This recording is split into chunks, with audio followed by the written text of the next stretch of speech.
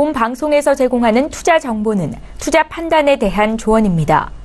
방송에서 제공하는 주식의 가치, 가격 상승 및 가격 하락에 대해서는 방송사에서 보장하지 않습니다.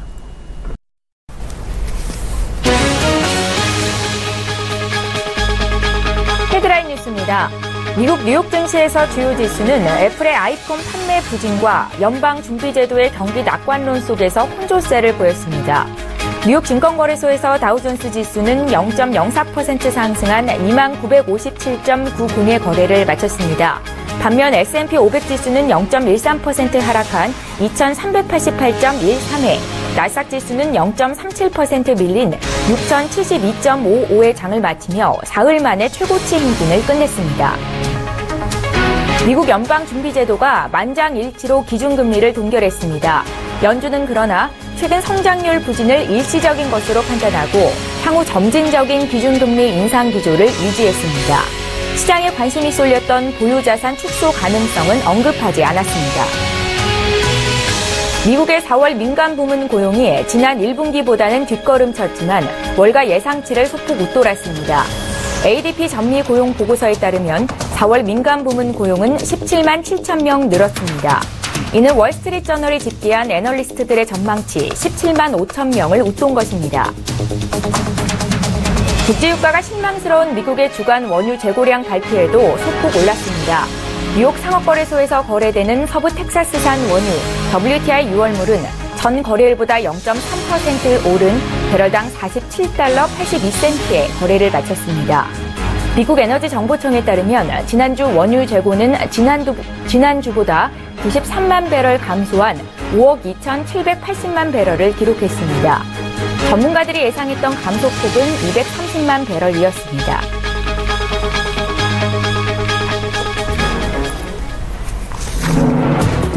시청자 여러분 안녕하십니까. 출발 증시와이드 1부 시작합니다. 최은정입니다. 간밤 마감한 미국 뉴욕 증시에서 3대 지수는 혼조세를 보였습니다. 다우존스 지수가 장 막판 상승 반전에 성공한 것에 반해서 나스닥과 S&P 500 지수는 소폭 밀리면서 거래를 마쳤는데요. 나스닥 지수는 사흘 만에 사상 최고치 행진을 끝냈습니다. 어떤 원인들이 있었는지 살펴보면요. 시가총액 대장주 애플 주가가 아이폰의 판매 부진 소식에 약세를 보인 것은 지수의 하락 요인이었고요. 오후 들어서 발표된 미 연준의 경기 낙관론은 지수를 상승으로 이끈 요인이었다라고 분석되고 있습니다. FOMC 회의 결과는 잠시 뒤에 보다 구체적으로 토론해드리는 시간 갖겠습니다. 자, 지난 월요일 국내 증시 마감 상황 살펴볼까요? 코스피 지수가 오름세로 거래를 마치면서 역사적인 고점 수준에 한 발짝 더 다가섰습니다. 지난 마지막 거래일 국내 증시에서 코스피는 2219포인트로 거래를 마쳤는데요. 종가 기준을 봤을 때 역대 최고치였던 2228포인트를 이제 불과 10포인트 정도 남겨둔 상황입니다. 자, 수출 호조가 이어지고 있고 국내 기업들의 1분기 호실적이 외국인 투자자들의 순매수를 이끌고 있다라는 분석이 나오고 있는데요. 다만 코스닥 지수의 상승세는 다소 아쉬웠습니다. 코스닥은 626포인트로 소폭 밀리면서 장을 마쳤습니다. 자, 출발 증시와이드 일부 시간에는 국내 증시에 영향을 미칠 만한 이슈들 분석을 하겠는데요. 출발 증시와이드 일부 지금 본격적으로 시작합니다.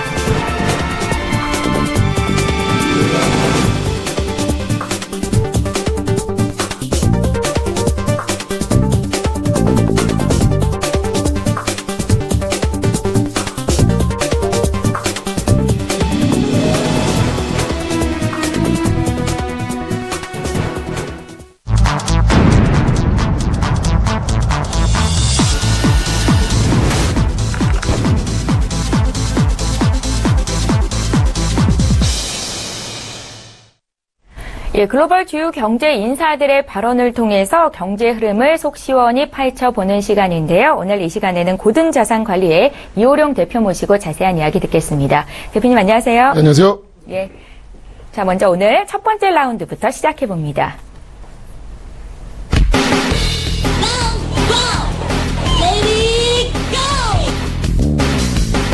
제니 델런 미 연준 의장이 올해 1분기 동안의 경제 성장률 둔화는 일시적인 것으로 보고 있다고 전했습니다. 예, 미 연준이 5월 FOMC 회의에서 예상대로 기준금리를 동결시켰습니다. 자, 먼저 FOMC 주요 내용과 함께 또 어떻게 평가하고 계신지 들어볼까요? 앵커의 말씀처럼 경제활동의 성장세가 둔화됐다는 부분을 인정했다는 거. 이 부분이 조금 더 의미가 있을 것 같고요. 다만 이게 이제 일시적이라는 평가를 하면서 어떤 시장에 좀 자신감을 불어넣으려고 노력을 했다. 이런 부분들을 좀 한번 생각해 볼 필요가 있습니다. 그리고 구체적인 방안으로, 구체적인 안으로 제시했던 부분은 뭐냐면, 식품하고 에너지를 제외한 소비자 물가가 3월 들어 하락했다는 점하고, 근원 인플레이션이 계속해서 2%를 다소 밑돌았다. 이런 부분들이 좀 지적하면서 지금 문제시했는데요. 그러면서 지금 통화정책 기조는 여전히 부양적이라는 부분으로 좀 시장을 달랬고, 또 한 가지는 통화정책이 점진적으로 조정을 통해서 경제활동 온건한 속도로 팽창해 나갈 것이다. 라는 부분들을 좀 더 시장을 달래는 부분이 있었습니다. 그리고 고용시장은 좀 더 개선될 것이며, 인플레이션은 중기적으로 한 2% 부근에서 안정화될 것이다. 라는 부분에서 봤을 때, 지금 현재 인플레이션이 상당히 좀 좋지 않았는데, 앞으로 좋아질 것이라는 어떤 확신, 이런 부분들을 좀 주면서 시장을 달래는 부분이 아니었나라는 생각이 들고요. 최근에 이런 부분들을 좀 증명하는 부분이 뭐냐면, 근원 PC죠. 그러니까 근원 개인 소비 지출 가격 지수가 3월 중에 전년비 1.6%로 오르는데 좀 그쳤습니다. 그러니까 이런 부분들은 아직 2%가 되려면 좀 멀었다라는 부분이고요. 이게 지난해 7월 이후 가장 낮은 오름폭이었고, 전월비로는 2002년 이후에 처음으로 월간 하락세를 나타냈습니다.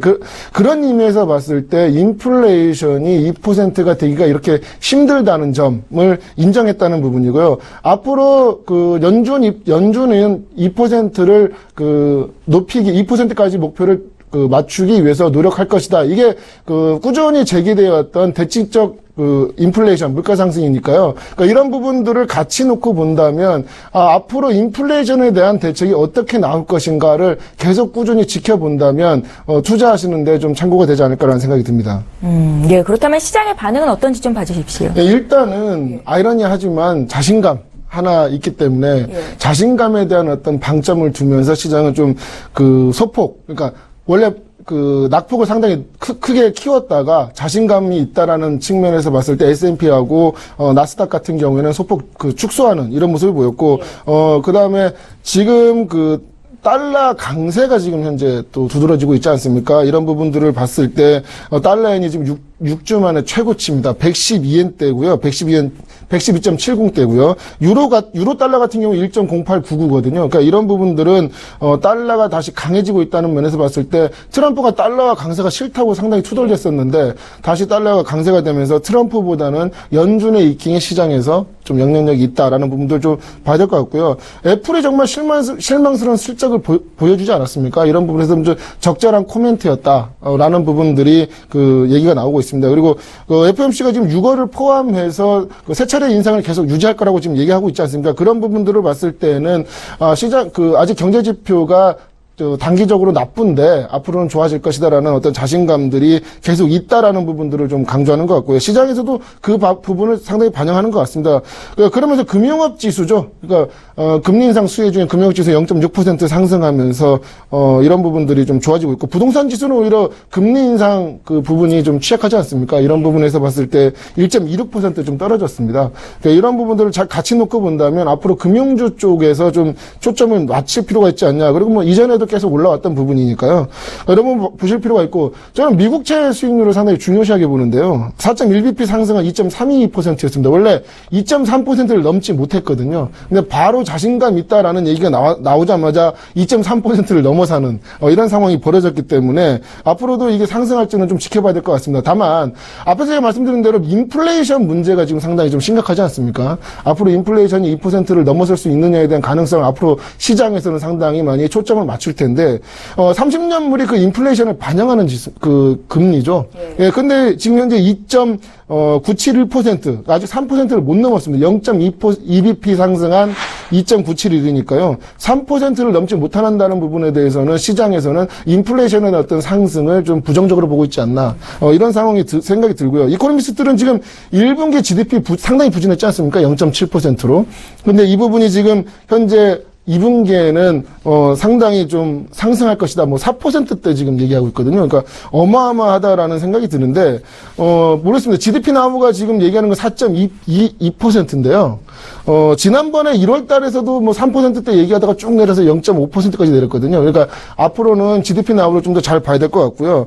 제가 지금 우려하고 있는 부분은 뭐냐면 지금 제가 하나 차트를 한번 보여드릴 텐데요. 네. 그 시티 미국 경제지표 서프라이즈 인덱스입니다. 이걸 한번 보실 필요가 있는 게 이 지표는 그 현재 시장에서 미 경제 지표가 그러니까 시장이 전망한 것보다 높게 나오면 이게 상승하고요.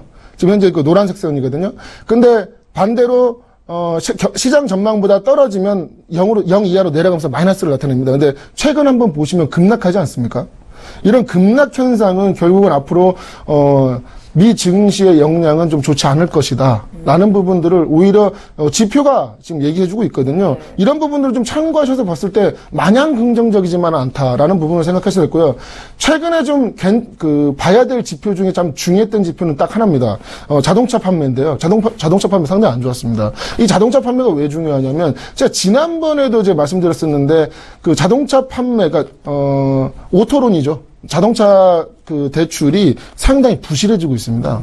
그러니까 예전에는 금융위기 때는 서프라임 모기지 사태였는데 예. 지금은 자동차론에서 지금 상당히 문제가 있지 않냐라는 얘기가 나오고 있는데 지금 108개월짜리 9년짜리 할부도 지금 나오고 있답니다. 그러니까 그 정도로 지금 단기적으로 하면 자동차 판매가 안 되니까 할부를 상당히 늘리는 쪽으로 가고 있다. 하지만 그 은행 입장에서는 그 할부를 안 해주려고 좀 노력하고 있기 때문에 판매가 앞으로 계속 줄어들고 있다는 거죠. 예, 그렇기 때문에 이런 부분들에서 앞으로 자동차 판매가 늘어나는지 아니면 줄어드는지를 잘 봐야 되는 이유가 될 것 같고요.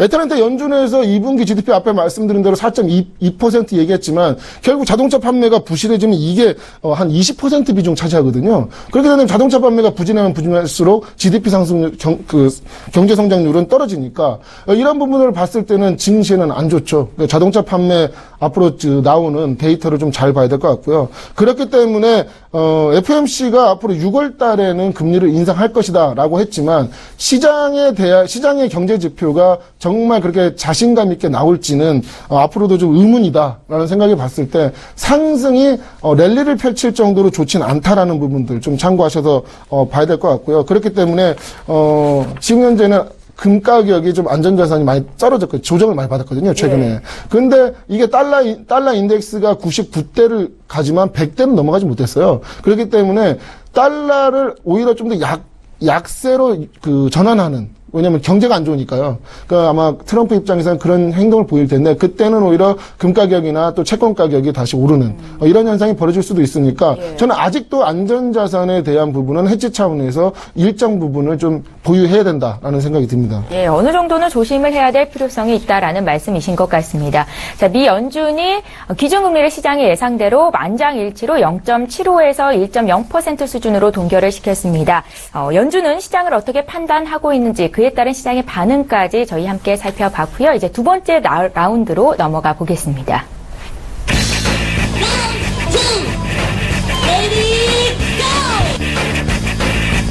자, 두 번째 라운드입니다.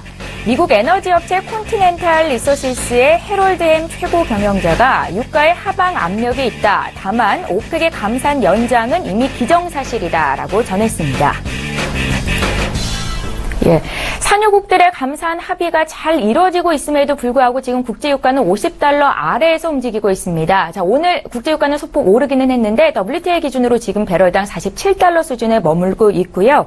자, 해롤드 햄 CEO의 발언처럼 오는 25일에 석유 수출국 기구가 다시 한번 감산 연장을 합의한다고 하더라도 유가가 올라갈 수 있을까라는 데는 좀 의문점이 생기는 부분인데요. 여기에 대한 생각 여쭤볼게요. 예, 일단은 원인 자체를 놓고 봤을 때 앞에서 말씀드렸지만 유로나 엔화가 상당히 유로 특히 강세였죠. 예. 그런데 이제 엔화 대비해서는 달러가 강세를 보이면서 이제 좀 모습이 이제 달러와 강세로 가는 게 아니냐라는 쪽으로 지금 다시 전환이 되고 있는데요.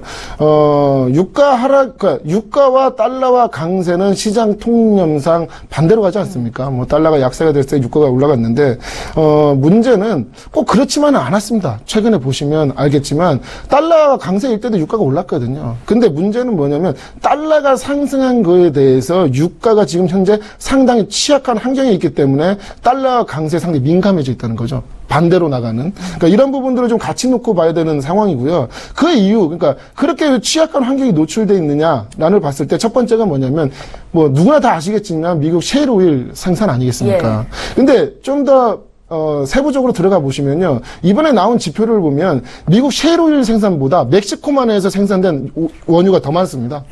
그리고 셰일 오일 업체들이 결국은 증산했던 얘기는 올해 초 얘기였는데 그렇기 때문에 한 6개월 걸리거든요. 그렇기 때문에 한 9월 정도가 되면 아마 셰일 업체의 증산량도 상당히 더 늘어나겠죠. 그러니까 이렇게 봤을 때 지금이 문제가 아니라 올해 하반기가 더 문제다라는 것들을 좀 지켜봐야 될 것 같고요.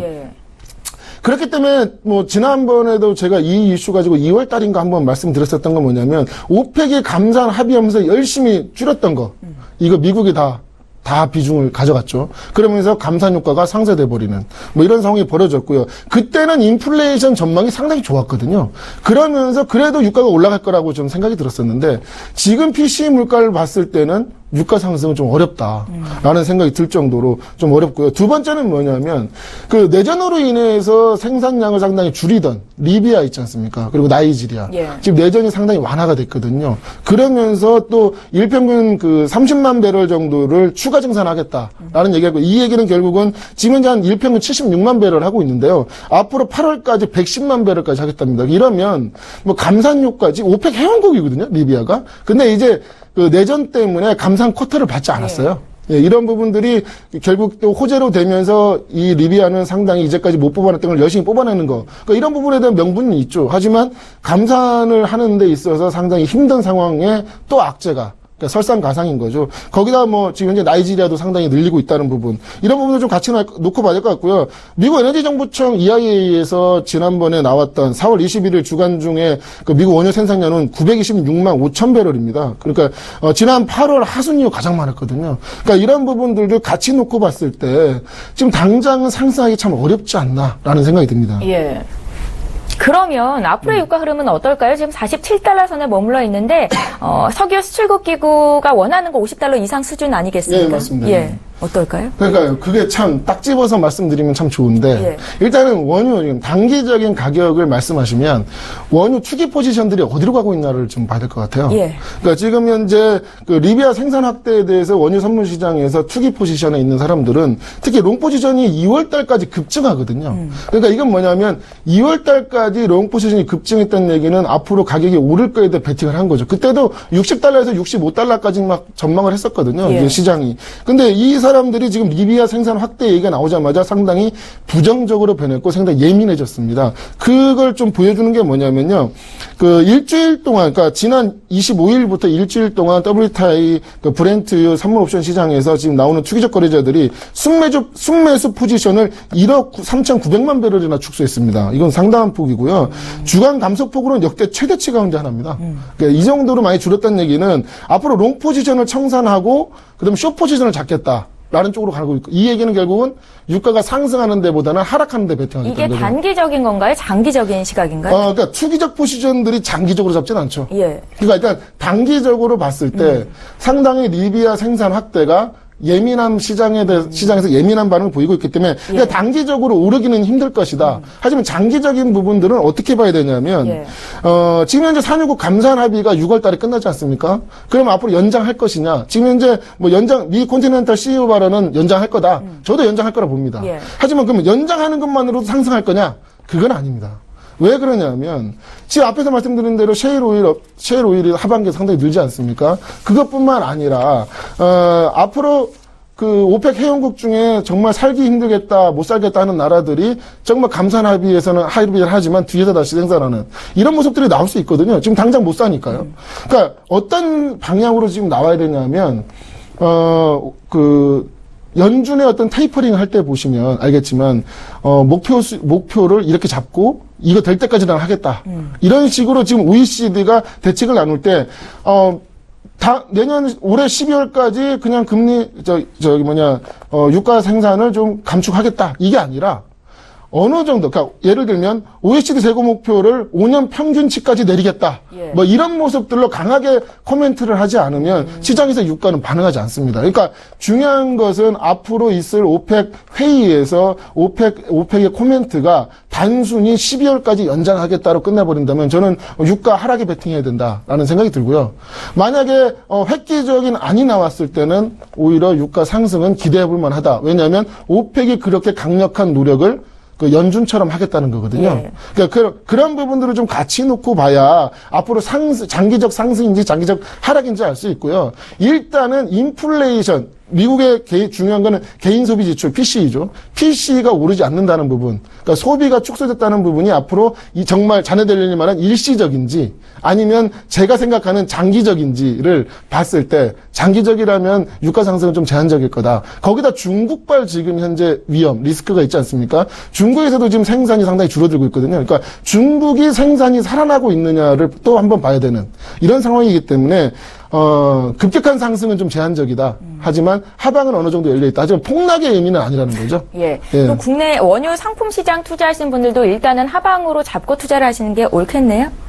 하방으로 잡기보다는 예. 상승 쪽으로 가기가 힘드니까 뭐 폭락은 아니지만 현재 수준을 유지하든가 아니면 현재 수준을 좀 더 떨어질 수 있다.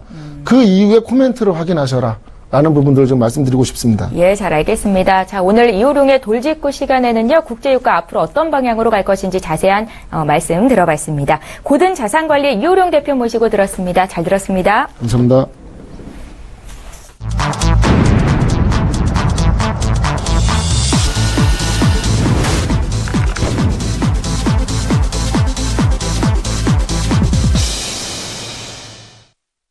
예, 이번에는 국내 이슈보다 구체적으로 분석을 해볼 거고요. 오늘 라이브 이슈타임은 SK증권 영업부 PIB센터의 이재강 이사님 화상으로 만나보겠습니다. 이사님 안녕하세요. 네, 안녕하십니까. 예, 반갑습니다. 오늘은 네. 화면이 좀 붉게 나오는데요. 양해를 부탁드리고요. 첫 번째 이슈부터 좀 보겠습니다.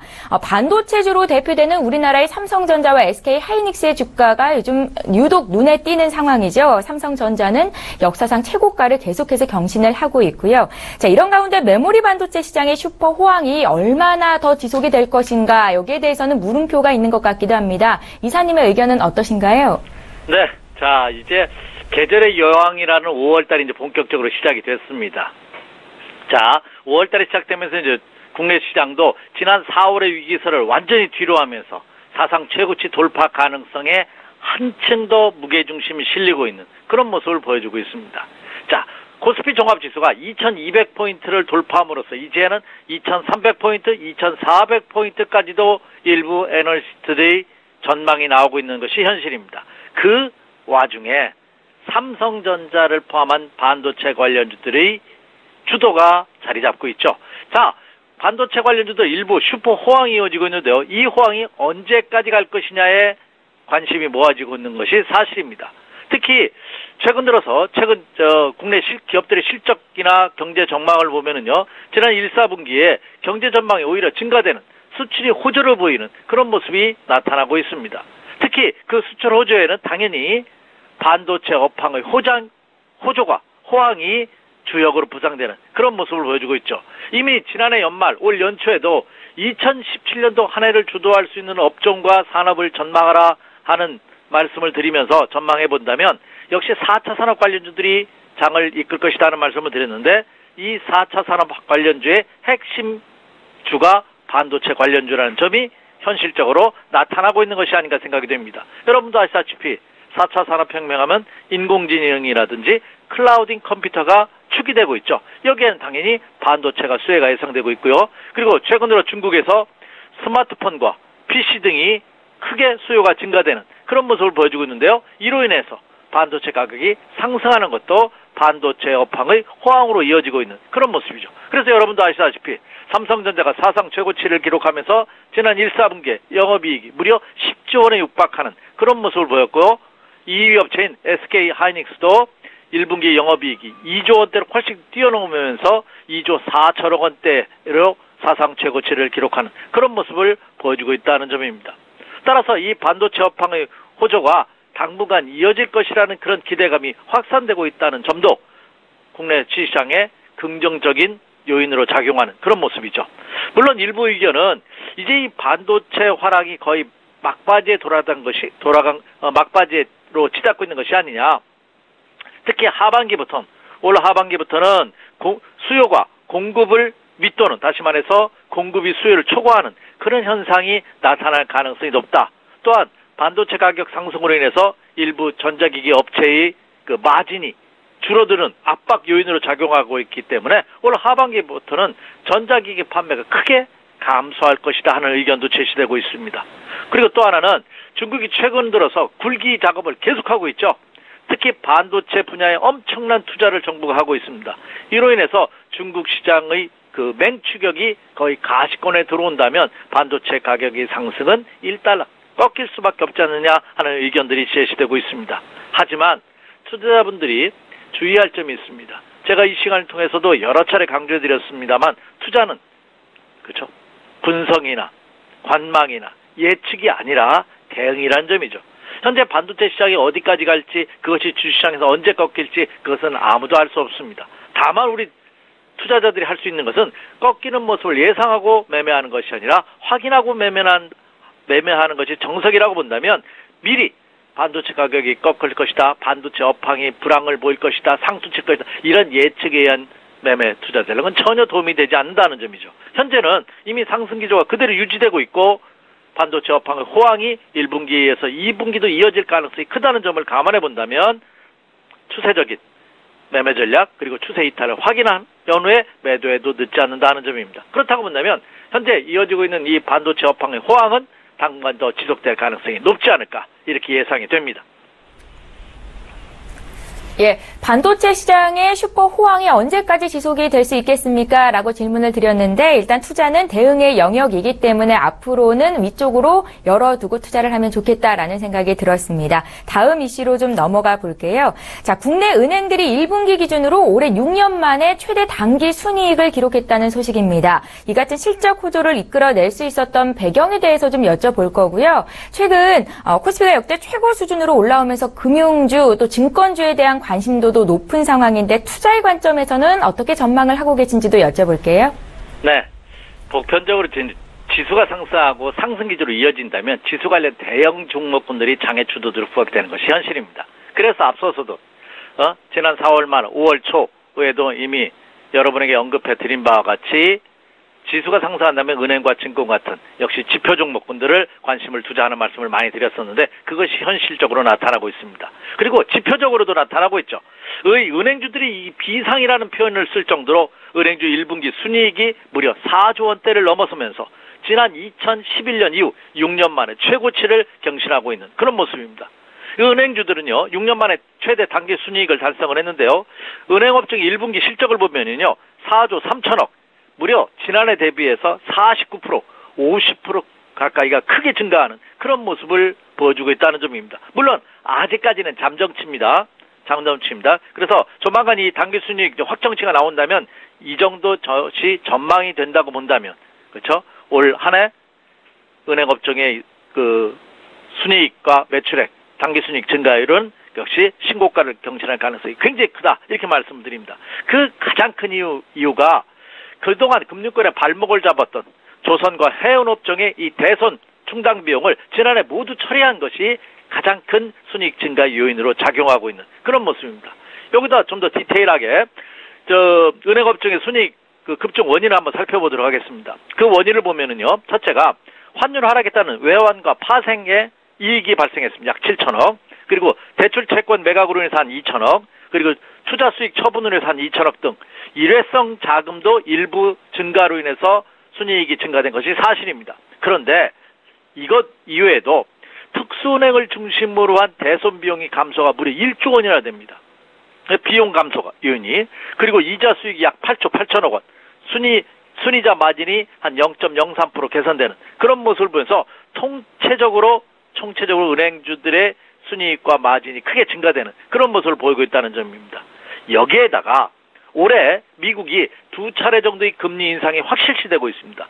금리 인상에 따른 또 수혜주가 은행주라는 점을 감안해 본다면 올 1, 4분기 이외에도 2, 4분기 그리고 올 하반기에도 은행업종의 영업마진을 포함한 영업이익은 크게 증가될 가능성이 굉장히 크지 않을까 이렇게 예상이 됩니다. 그래 은행업종의 1분기 그 총 자산 이익률이죠. 이 총 자산 이익률을 보니까 한 1분기 한 0.76%가 상승할 거 예상이 되고요. 그리고 자기자본이 이익률 ROE라고 하죠. 이 ROE 같은 경우는 약 9.71%로 전년 대비해서 0.24% 그리고 2.97%가 증가되는 것으로 이렇게 집계되고 있습니다. 따라서 이 점을 감안해 본다면 이 은행업종들의 전반적인 이익 창출 효과는 더 가시권에 들어올 가능성이 더 높습니다. 그래서 이 은행주들도 업종 지수가 크게 상승으로 이어질 가능성이 높고 지난 1, 4분기에 이어서 2, 4분기, 3, 4분기에도 추가 상승의 가능성이 높다는 점을 여러분 좌시하지면 안 되지 않나 생각이 됩니다. 최근 주식시장에서도 이들 은행업종의 상승세가 기관과 외국인 투자가들 중심으로 한 큰손 세력들의 매수세가 이어지고 있다는 점이 이것을 반증하고 있다는 거죠. 그래서 이 은행업종들의 이익 상승은 주가 상승으로 이어질 가능성이 높다는 점을 염두에 두시면서 한번 투자에 참고하시기 바랍니다. 예, 잘 알겠습니다. 자, 징검다리 연휴가 계속 이어지고 있습니다. 금주는 투자하시고 휴가를 떠나야지 이렇게 계획하신 분들도 있으실 테고 적극적인 매매보다는 장 흐름을 지켜봐야겠다 생각하신 분들도 분명 있으실 것 같은데요. 지금 시점에서는 어떻게 시장을 점검하면 좋을지 의견 여쭤볼게요. 네, 모두의 우리 최인국께서도 언급해 주신 바와 같이 그렇지 않아도 제가 얼굴이 새카만데 화면이 더 붉고 까맣게 나오는 것 같습니다. 사무실을 이전을 했어요. 본사를 저희 SK증권이. 그래서 오늘 첫 방송을 이전하고 해드리는데 아마 이게 조금 기계 조금 재세팅을 좀 해야 되지 않을까 생각이 됩니다. 죄송합니다. 근데 뭐 제가 얼굴을 여러분에게 보여드리는 것이 아니라 전략을 들으시는 거기 때문에 눈보다는 귀로 더 열심히 들으시면 되지 않을까 생각이 됩니다. 한번 조정해 보도록 하겠습니다. 자, 5월 달에 계절의 여왕인데 이 5월 달 주시장도 호황이 이어질 가능성이 굉장히 한층 더 짙게 내포되고 있는 그런 모습입니다. 물론 일부에서는 연속 상승에 따른 부담감을 안고 있지 않느냐. 하지만 주식 투자는 당일 매매, 하루하루 매매가 아니고 그리고 장중 매매가 아니죠. 어차피 개인 투자분들은 단기 매매보다는 중장기 매매 전략을 세우셔야 됩니다.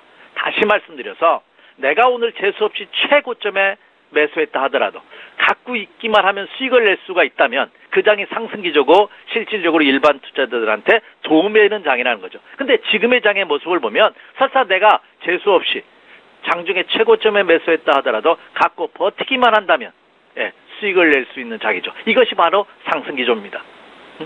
그렇다고 본다면 지금의 장은 단기 조정에 두려워할 필요 없는 전형적인 상승장이 확인되고 있다는 점을 말씀드리고자 합니다. 그리고 또 하나 지난 4월 위기설 이후 5월달 들어서 하나의 우리가 체크 포인트가 두 가지가 있었습니다. 크게는 첫째는 프랑스 대선입니다. 1차 대선 이후에 2차 대선을 앞두고 있는 시점인데요.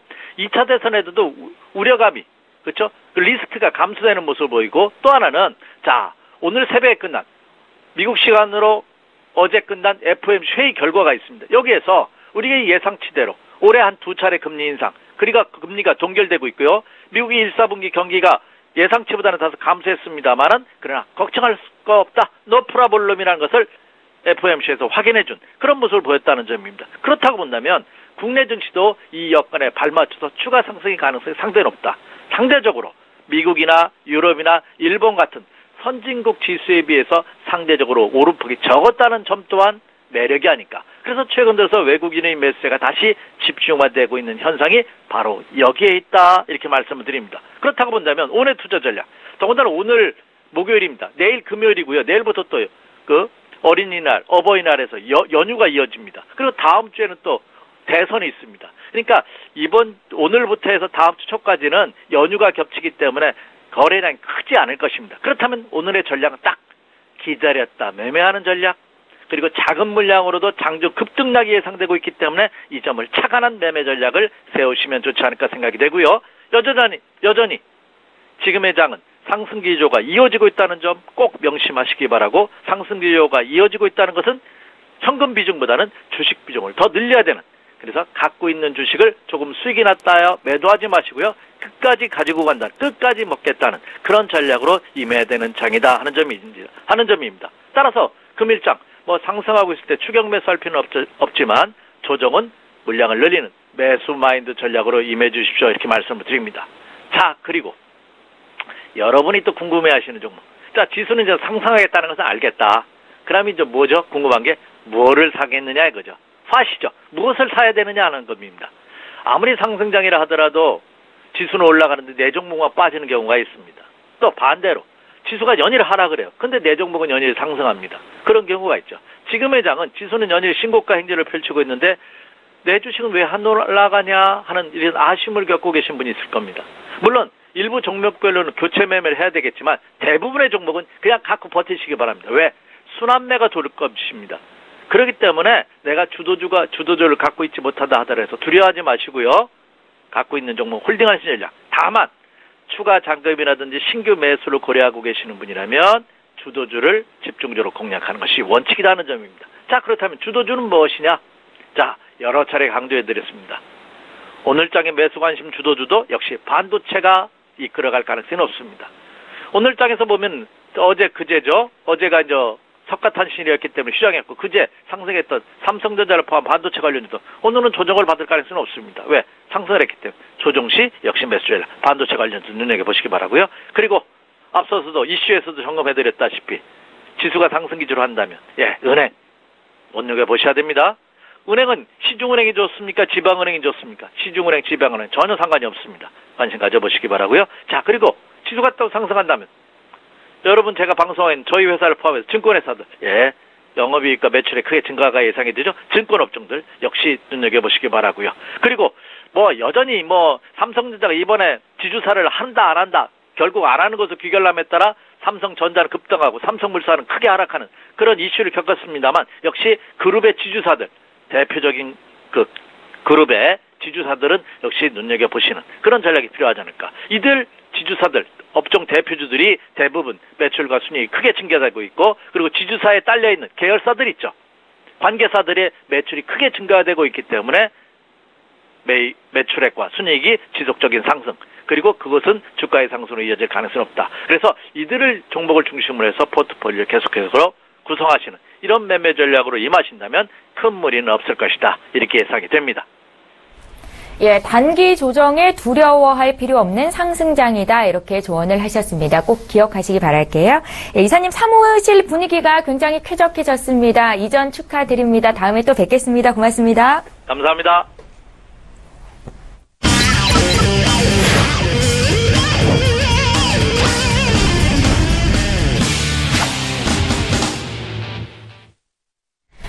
오늘장 시황은 물론이고 필살 종목까지 공개해드리는 시간입니다. 외환영웅의 투자 필살기 시간이고요. 오늘도 역시 S히어로 인베스트먼트의 신동환 대표님 화상으로 만나봅니다. 대표님 안녕하세요.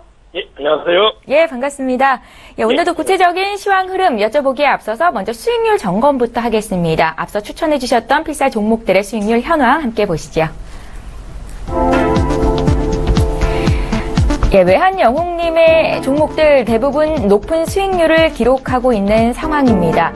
그중에서도 눈에 띄는 종목들이 있는데요. 먼저 가장 처음 해주셨던 동부하이텍은 여전히 수익권 내에 있는 모습 확인하실 수가 있고요. 메리츠화재는 1분기 깜짝 실적을 발표했었는데 3.5%의 수익을 기록하고 있습니다. 그 밖에 동아지질도 5% 이상 수익을 내고 있습니다. 다음 종목들 살펴볼까요? 4월 19일에 해주셨던 더존비즈온이 매수가 대비해서 7.7%의 수익을 기록 중이고요. 그 밖에 또 4월 24일에 해주셨던 한국종합기술은 벌써 40%가 넘는 급등세를 나타내고 있습니다. 함께 매수하셨던 분들께 축하의 말씀드리겠고요. 마지막으로 DI까지도 6.6%의 수익을 기록하고 있습니다. 먼저 지난 종목들 수익률 살펴봤는데요. 그중에서 코멘트 하실 종목들이 있으실까요, 대표님? 4월 19일 날 추천드렸던 종목, 더존 비즈온, 종목 코드 012510에 대해서 말씀을 드리겠습니다. 현재가 대비 한 7.7% 수익 실현 중으로 있는데, 이 종목은 이제 소프트웨어 개발 기업인 더존 비즈온은 올해 1분기 영업이익이 지난해 같은 기간보다 한 27.7% 정도 증가하는 등 지속 성장 가능한 종목입니다. 이 종목 또한 목표가 도달 시 물량을 80%에서 90% 축소 후 본절을 잡고 홀딩하는 전략 반드시 좀 필요하겠습니다. 다음은 메리츠 화재 죄송합니다. 4월 18일 날 추천드렸던 종목 메리츠 화재 종목 코드 000060. 이 종목은 현재 매수가 대비 3.5% 수익 중에 있고요. 1분기 단기 순이익이 한 888억 원의 기록을 도달하고 있고요. 전년 동기 대비 44.2%가 상승하였고 전분기 대비 146.8% 증가하는 등 성장 가능성이 기대되는 종목입니다. 이 종목 또한 목표가 도달 시 80%에서 90% 축소 후 본절을 잡고 홀딩하는 전략 반드시 필요하겠습니다. 이상입니다. 예, 더존 비즈온과 메리츠 화재는 매수가 대비해서 지금 수익을 내고 있는 상황인데요. 지속 홀딩이 가능하다라는 말씀이셨죠. 참고하셨으면 좋겠습니다. 자, 이제 해외 선물 투자하시는 분들 위해서 구체적인 투자 조언 부탁드릴게요. 예, 항생지수는 오늘은 횡보 상방 정도로 봐주시면 되겠고요. 24,624 저항시 잠시 하방으로 봐주시면 되겠고요. 혹시나 항생지수가 24,503 지지를 하게 되면 매수로 상방 뷰를 보면서 좀 대응해 주시면 되겠습니다. 다음 국제유가입니다. 국제유가는 제가 거의 2, 3주 동안 지속 하방이라고 얘기했습니다. 유가를 매매하시는 분들은 올라오면 반등하면 매도 전략. 아직까지 하락폭이 너무 커 있습니다. 반드시 매도로 대응해 주시고요. 47.81 돌파 시 단기 상방입니다. 단기 상방을 봐주시고 혹시나 47.81이 돌파를 못하거나 계속 저항을 할 때는 거기서 하방, 반등하면 하방으로 매도 전략 반드시 필요하겠습니다. 다음 금입니다. 금 또한 제가 지속 얘기했습니다. 하방뷰 매도뷰를 봐주시고요. 1246.2 돌파 시 단기 상방이나 1246.2를 저항할 때는 지속 하방으로 금 매매하시는 분들도 아직까지 하방 대응 매도뷰를 봐주시기 바랍니다. 다음 유로 FX입니다. 유로 FX 오늘은 횡보 하방으로 1.09365 돌파 시 상방으로 봐주시나 혹시나 돌파를 못할 때는 그곳이 1.09365가 저항이 됩니다. 반드시 하방뷰 매도로 봐주시기 바랍니다. 마지막 S&P 500입니다. S&P 500은 오늘은 횡보로 2388.75 돌파 시 상방이나 2388.75가 저항이 될 때는 하방 대응을 해 주시면 되겠습니다. 이상입니다. 예. 자, 국내 주식만 투자하시는 분들도 선물 지수까지 체크를 해야 된다. 이렇게 조언을 하고 계시는데요. 국내 시황 점검 부탁드리고요. 오늘 필살 종목 공개까지 함께 해주십시오. 예. 지난 방송을 계속 보시면 아시겠지만 저는 코스피 또한 국내 선물 지속 상방이라고 말씀을 드렸습니다. 뉴스나 언론에서 우리나라가 안 좋다, 지정학적으로 지금 불안하다 하더라도 저는 지속 상방이라고 말씀드렸고요. 코스피 지수 오늘도 상방뷰로 바라봐 주시고요. 2212.97 지지시 지속 상방입니다. 또는 2219.97이 깨지면 단기 하락으로 좀 관망이나 또는 눌렸을 때 저점 매수 전략 반드시 필요하겠습니다. 혹시나 국내 선물 옵션 매매하시는 분들은 선물 지수 오늘은 횡보 상방으로 288.25 지지시 지속 상방으로 봐주시고요. 혹시나 288.25포인트가 깨지면 286.55포인트 부근에서 매수 전략 반드시 필요하겠습니다. 이거를 토대로 종목을 말씀드리면 한국타이어 종목 코드 161390. 이 종목은 타이어 부문 우리나라 국내 시장 점유율 1위입니다. 그러나 글로벌 세계 시장은 점유율 7위로 타이어 제조 및 판매하는 기업입니다. 지속 성장 가능하며 자동차 수출 확대 및 시장 수요 증가로 실적 향상이 기대되는 종목입니다. 목표가 도달 시 물량을 80%에서 90% 축소 후 본절을 잡고 홀딩하는 전략 반드시 필요하겠고요. 배수가로는 현재가로 제시해드리겠습니다. 목표가는 66,000원이고요. 손절가는 54,000원으로 제시하겠습니다. 반드시 개별 종목 대응하시는 분들은 종합지수 및 코스피 지수를 보시면서 대응해 주시기 바랍니다. 이상입니다. 예, 외환 영웅께서는 코스피 지속적으로 상방으로 보고 계신 거고요. 오늘의 필살 종목은 한국 타이어였습니다. 자, 오늘 외환 영웅의 투자 필살기 SEO로 인베스트먼트의 신동환 대표님 의견 들었습니다. 잘 들었습니다. 예, 감사합니다. 예, 출발 증시와이드 1부 여기서 마칩니다. 잠시 뒤 2부 시간에는 전문가들의 추천 종목이 공개가 될 거고요. 장중에 시청자 여러분들의 종목 상담도 이뤄집니다. 샵 0082번으로 지금 연락 주시면 장중에 종목 상담 받으실 수 있습니다. 건당 100원의 정보 이용료가 부과된다는 말씀도 함께 전해드리겠습니다. 잠시 뒤에 돌아올게요. 고맙습니다.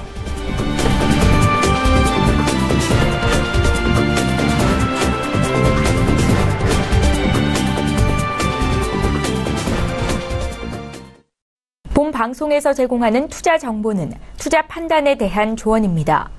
방송에서 제공하는 주식의 가치, 가격 상승 및 가격 하락에 대해서는 방송사에서 보장하지 않습니다.